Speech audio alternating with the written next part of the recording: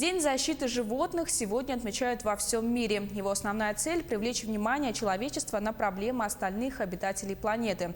Праздник этот появился в 1931 году, однако в нашей стране его начали отмечать с 2000 года.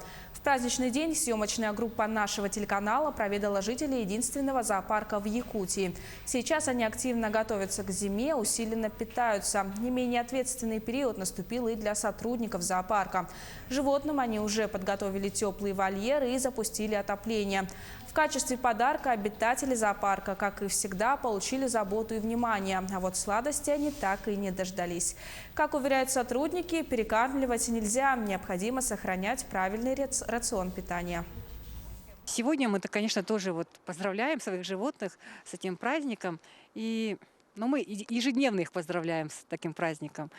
Потому что работая с животными, конечно, человек, он становится немножко другим. Да? Ты уже становишься как бы на одной волне с животными, понимаешь их, повадки уже знаешь, да? Настроение уже читаешь, да, какого у тебя у своего питомца сегодня.